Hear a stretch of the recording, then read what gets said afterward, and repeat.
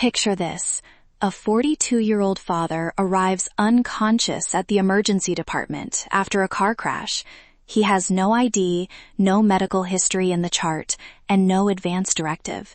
His partner stands in the waiting room, terrified, and unsure whether he would have wanted aggressive life support. The team has to act fast. Decisions get made that family later says felt wrong, not because anyone was malicious, but because there was no clear plan to follow. That uncertainty can become weeks of ICU decisions, rifts between relatives, and guilt that lasts years. Today, I want to make sure that feeling, the what-if scramble, doesn't happen to you or your loved ones. Heads up, this episode talks about serious illness and end-of-life choices, and that can feel heavy. If this is a difficult time for you, pause and come back later. Hi, I'm Jess, a family nurse practitioner and legal nurse consultant. If you want clear, practical answers, you're in the right place. Quick promise.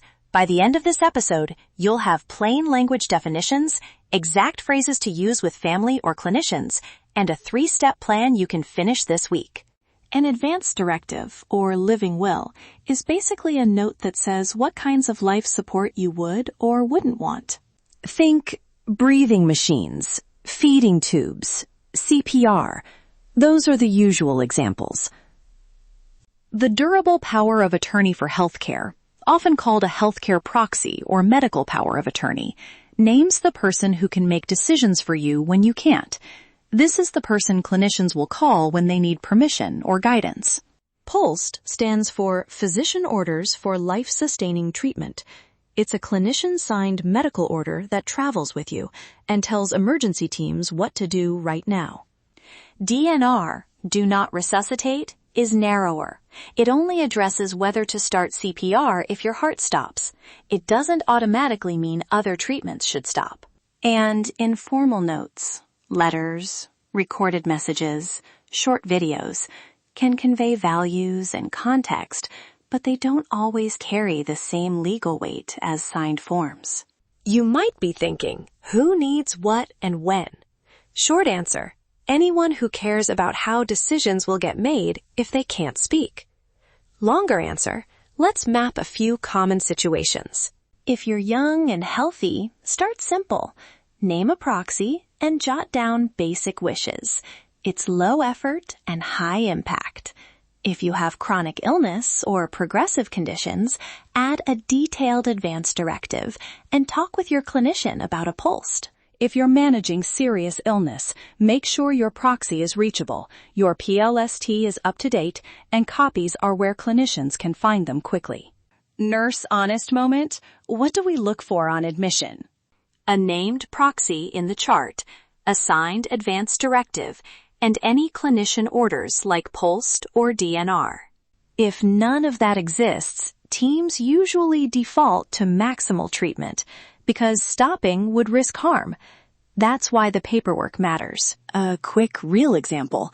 I once admitted a woman whose signed form was in a safety deposit box. We couldn't access it for 36 hours, and her family had to make gut calls without documentation. Those delays matter. They change care, and they change families' memories of what happened. Okay, now the words. Scripts make hard conversations doable. With a loved one, I want to make sure you and our family don't have to guess if I'm ever too sick to speak. Can we talk about who I should name to make medical decisions for me? If a clinician asks and you're not ready to sign, I value quality of life and would want to avoid treatments that keep me alive but cause prolonged suffering. I'd like to name as my proxy to represent this if I can't speak. Expect emotion and resistance. People say, I don't want to think about this, or I'll handle it later. If that happens, try, I understand. I'm asking because it will make things easier for both of us later. Can we spend 20 minutes this week to name someone and then decide about details later? Small steps win.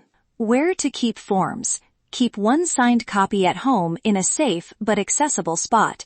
Give copies to your proxy and your primary clinician, and upload a scanned copy to your patient portal if available. Check whether your state has a registry for advanced directives or POLST too. Many do. And this is important. Forms must match your state's requirements to be legally recognized. If you need binding validation, consult a local attorney or your primary care clinic. A few legal pitfalls to avoid. Don't use vague language if you want broad authority for your proxy. Keep contact info current, and be careful with documents that aren't properly witnessed or notarized per your state's rules. All right, 3 practical steps you can do this week. 1. Pick one document to complete. If you've never done anything, name a healthcare proxy today. 2. Tell that person you chose them and have a short conversation using the scripts I shared. Say it once, confirm contact details, and create a copy for them. 3. Store and share the form. Signed copy at home, in the proxy's hands, and uploaded to your patient portal or state registry, if available. Quick recap. Planning reduces stress and unwanted care. Different documents play different roles.